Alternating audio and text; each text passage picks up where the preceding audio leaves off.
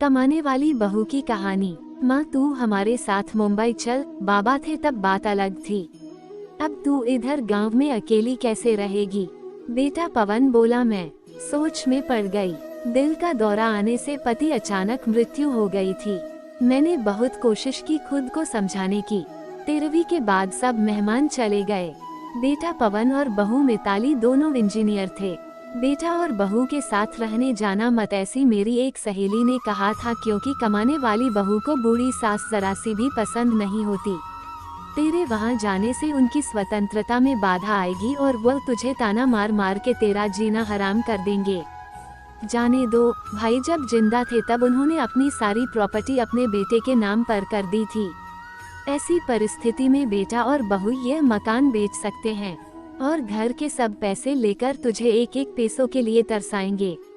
बेटे और बहू के साथ जाने के अलावा मेरे पास दूसरा कोई विकल्प नहीं था। 65 साल की उम्र में मेरे घुटनों के दर्द की वजह से मुझे हमारा राशन दुकान चलाना भी आसान नहीं लग रहा था।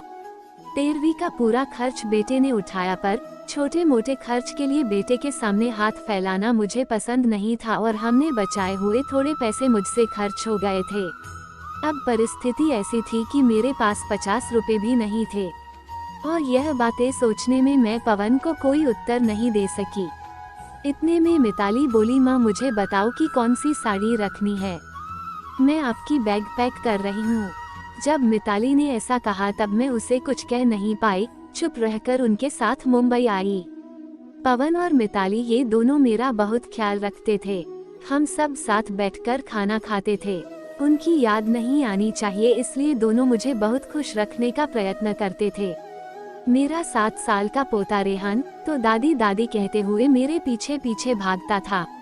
मैंने कौन सी भी चीज मंगाई कि वो मुझे तुरंत लाकर देता था। ये सब देखकर मेरे मन को बहुत शांति मिलती थी। मैं सोचने लगी कि लोग बेवजह ही आजकल के लड़के और लड़कियों को बदनाम करते हैं और कहते हैं कि बूढ़े माँ बाप का सम्मान नहीं करते, उनकी देखभाल नहीं करते। खासकर बहू कमाने वाली होगी तो सास को ठोकरों पर रखेगी। लेकिन मैंने देखा कि ये सारी सिर्फ बातें थी, हर उंगली की तरह हर बहू सेम नहीं होती। आज सब ने बाहर घूमने का प्लान बनाया था। हम सब मॉल में गए। उधर घूमते घूमते पवन और मिताली एक दुकान में कुछ खरीदने के लिए रुके। मैं और रेहान थोड़ा आगे गए। आइसक्रीम की दुकान देखते ही रेहान बोला, दादी मुझे आइसक्रीम खानी है। मेरे ऊपर जैसे बिजली ही गिरी, क्योंकि मेरे पास तो पैसे ही नहीं थे। दिन में कभी मुझे पैसे की जरूरत नहीं पड़ी, अभी क्या करे। मेरा उदास चेहरा देखकर रेहान वापस बोला, ले दो ना प्लीज, माफ कर बेटा, मेरी पस में घर भूल गई। मेरे ऐसे बोलते ही रेहान मेरी तरफ एक अलग नजरों से देखने लगा। उसको लगा कि आइसक्रीम लेनी नहीं है, इसलिए दादी बहाने बना रही है। पर मैं क्या कर सकती थी, मुझे खुद ही शर्म आ रही थी। मैं कैसी दादी हूँ जो अपने पोते को आइसक्रीम भी नहीं लेके दे सकती। हमने बाहर ही खाना खाया। मिताली ने मेरे पसंद की काजू मसाले की सब्जी ऑर्डर की थी, पर मुझे वह पसंद नहीं आ रही थी। घर आने के बाद सब ने थोड़ी देर टीवी देखी। पवन सोने गया। रेहान को क्या चाहिए और क्या नहीं वह देखने के लिए मिताली उसके रूम में गई। मैं भी मेरे रूम में सोने जा रही थी, तभी मुझे रेहान की आवाज सुनाई दी, मम्मी दादी बहुत कंजूस है, तू ऐसा क्यों बोल रहा है? हाँ मम्मी, हम जब मॉल में घूम रहे थे तब मैंने दादी से आइसक्रीम मांगी तो वो कहने लगी कि मेरी पर्स घर पर भूल गई हूँ। यह अच्छा है क्या मम्मी? कंजूस दादी। रेहान क्या है, दादी के बारे में ऐसे बोलने से पहले तुमने सोचा नहीं क्या? तेरी दादी इस वक्त कितनी दुखी है तू समझ नहीं सकता, दादी को कितना दुख है। बेटा, दादी और दादाजी गांव साथ रहते थे, तभी अचानक दादाजी हम सबको हमेशा के लिए छोड़कर चले गए। जिस व्यक्ति के साथ हम 24 घंटे साथ रहते हैं, साथ उठना बैठना खाना पीना हम साथ करते हैं, हम सब अपना सुख दुख बांट लेते हैं, वही व्यक्ति जब अचानक हमको छोड़कर चला जाता है तो कितना दुख होता है तू अभी नहीं समझ सकता।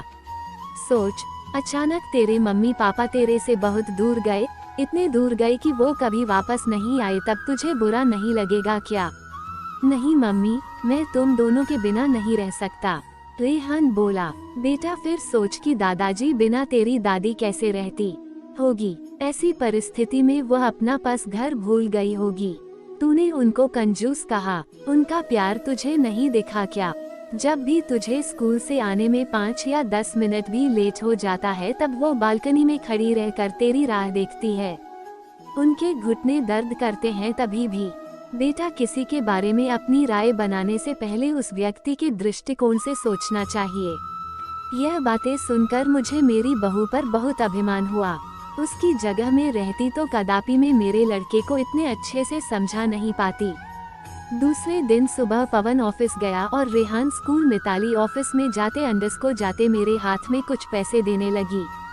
ये क्या है बेटा, मुझे पैसों की क्या जरूरत है?